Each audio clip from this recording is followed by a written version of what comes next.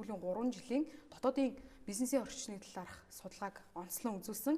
За үүн дотроо Монголын үндэсний худлаа гэж үйлдвэрийн танхимын ерөнхийлөгч инх төвшөнтэй. За энэ яг бизнесийн орчинд тулгараад байгаа голлох асуудлуудын талаар зочны ярилцлага өргөнүүллээ. Анхаарлаа хандуулсанд баярлалаа.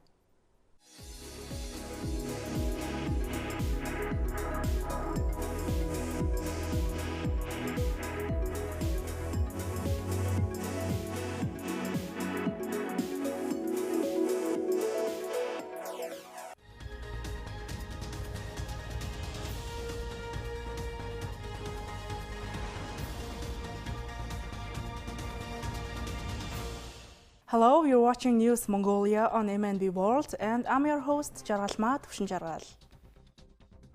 For today's top stories, enhancing Mongolia's tourism landscape for a sustainable future. Mongolia tops Lonely Planet's Best in Travel 2024. UNESCO and Rio Tinto to support sustainable development in Mongolia. For the news, stay with us. While Mongolia celebrates that 60% of tourists intend to visit again, there is a recognition that opportunities exist to further elevate the country's tourism experience. Acknowledging these areas for improvement is crucial for sustained growth and ensuring that Mongolia continues to be a premier destination for global travelers. Mongolia has become an increasingly popular destination for Japanese tourists, with a noticeable trend indicating that they prefer to spend approximately 5 days exploring the vast landscapes and rich cultural heritage of this unique country. Delving a little deeper into the preferences of Japanese visitors, it becomes evident that a significant portion of these tourists are aged 50 and over, indicating a specific demographic that requires tailored programs to enhance their travel experience. Japanese tourists are mostly people in the 50-plus age group. One key aspect that sets Japanese tourists apart is their inclination towards a more relaxed and less physically demanding holiday. Unlike younger demographics, this group tends to shy away from demanding activities such as trekking or extreme sports. Instead, they seek a more laid-back and culturally immersive experience that allows them to savor the beauty of Mongolia at leisurely pace. South Korean tourists have emerged as avid enthusiasts of group travel, particularly those between the ages of 20 and 30. Drawn to the allure of Mongolia's pristine nature and rich nomadic culture, these young adventurers are shaping a distinct trend in the tourism landscape. With an average budget of about $1,200 per South Korean tourist, the industry is witnessing a surge in demand for tailored experiences that cater to their specific interests. According to a 2019 survey, 64% of tourists responded they were likely to come again to visit. So, every factor, such as booking the trip, traveling infrastructure, and how they enter through border control, is an important issue to consider. Mongolia's winter tourism industry, while holding immense potential, is facing hurdles that hinder its growth and attractiveness to visitors. Two prominent challenges that demand urgent attention are the inadequacy of comfortable lodging facilities and the limited number of domestic flights. We forecast that the number of people working in the tourism sector will not keep up with the demand in the coming 3 years. While a basic understanding of foreign languages is undoubtedly an asset in the tourism and hospitality sector, it's crucial to recognize that not just anyone with rudimentary knowledge of a foreign language can effectively contribute to the industry. Mastery of languages is a nuanced skill that plays a pivotal role in delivering exceptional service and fostering positive interactions with diverse international visitors. The renowned travel guidebook publisher Lonely Planet has just unveiled its annual Best in Travel winners for 2024, celebrating the company's 50th anniversary by spotlighting 50 travel destinations recommended for the upcoming year. These recommendations span the world's best countries, regions, cities, sustainable spots, and value destinations. Mongolia tops the best countries list for its breathtaking nature and wildlife. Mongolia also recently secured the top spot on the Time Out's list of underrated travel destinations, solidifying its appeal to travelers seeking a unique adventure. With its high-altitude mountains and the bustling city of Ulaanbaatar, where modern life meets traditional Mongolian culture, Mongolia is a must-visit destination. As part of the government of Mongolia declaring 2023 through 2025 the years to visit Mongolia, visitors from 34 countries are temporarily exempt from visa requirements for tourism purposes for stays of up to 30 days through the end of 2025. The list includes European countries, Australia, and New Zealand. India is a country known for its incredible diversity, claimed the second spot on the Lonely Planet list. Thanks to an abundance of new flights connecting major Indian cities like Delhi, Goa, and Kerala with Europe and the United States, India is rapidly becoming more accessible to travelers.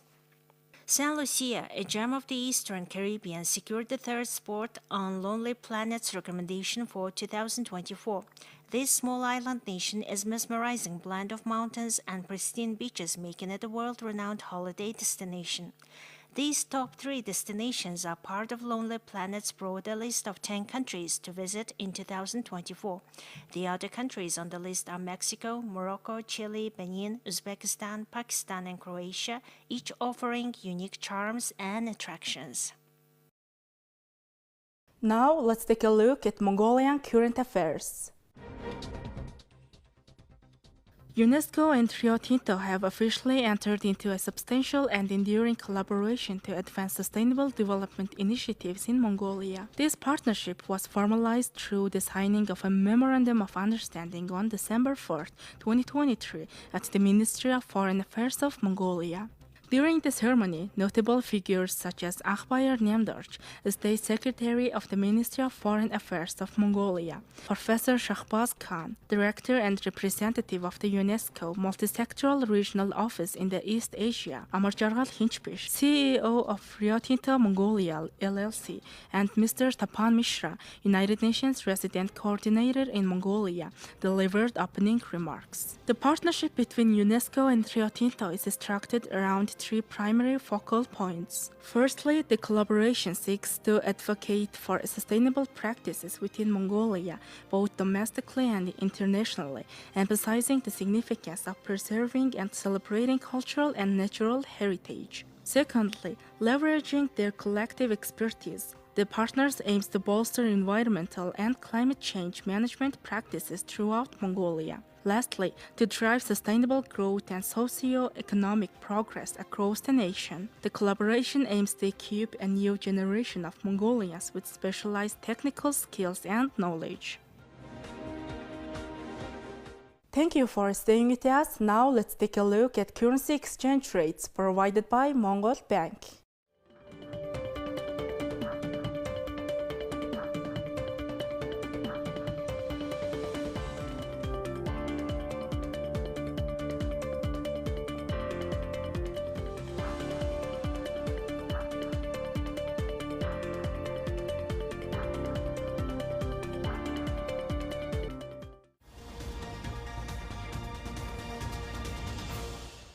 Next, our program will turn our attention to foreign news partnered with international news agencies.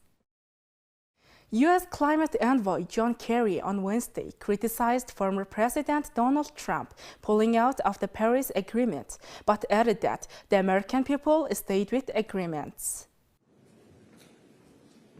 Kerry pointed out during the news conference that this year's COP28 has a different sense of mission due to heat waves, drought, wildfire, and heavy downpours affecting many regions in the world.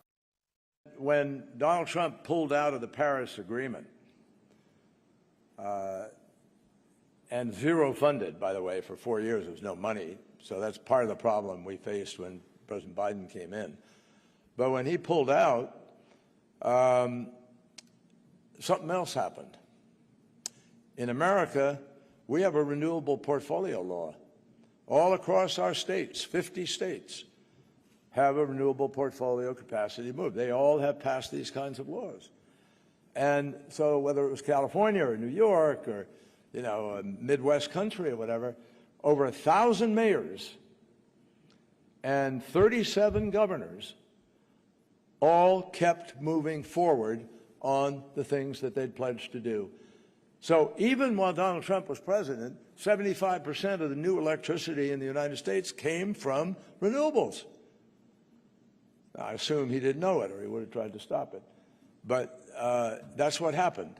So Donald Trump may have pulled out of the Paris Agreement, but I'm telling you, the American people stayed in that agreement. He also referenced recent developments with China regarding goals to curb climate change, saying that 2035 nationally determined contributions required by Paris Agreement need to be economy-wide and they need to include all greenhouse gases. Negotiators at the critical United Nations Climate Summit Wednesday finished up their first week in a more familiar place for them, the murky middle, where momentum and roadblocks intertwine.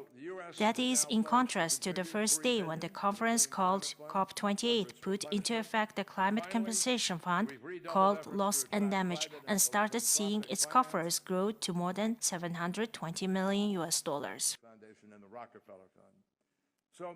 COP28 should mark the beginning of the end for fossil fuels, the European Union said on Wednesday in Dubai. Speaking to journalists, European Union Commissioner for Climate Action, Hopke Hoekstra, insisted that all 27 European Union member states share the same goal to stop using fossil fuels.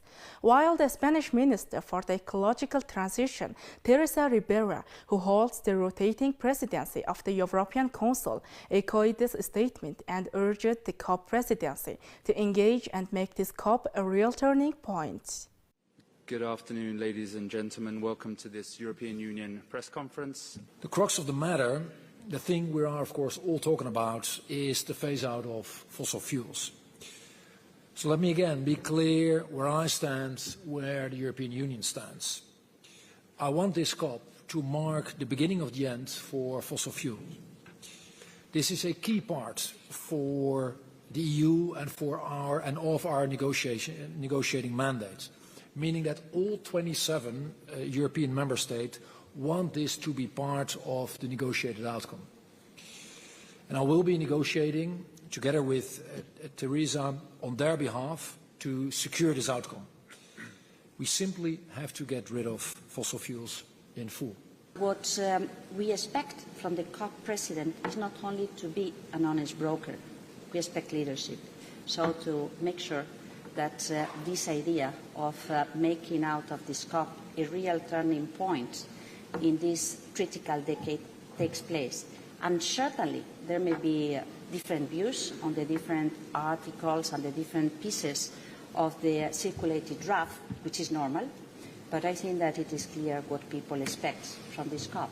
We had a great momentum last year dealing with loss and damage, and there is no reason why not to take a step forward in terms of how to ensure that emissions coming from energy to become history and the fossil fuels phase out has a path ahead of us that is clearly understood and managed in the time to come.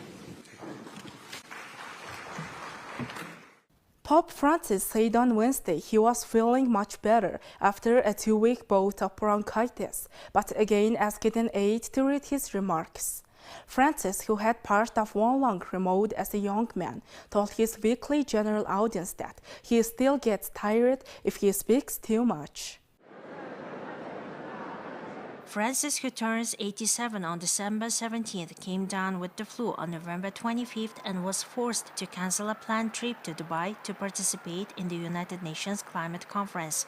He later revealed he had been diagnosed with an acute case of infectious bronchitis that made breathing difficult.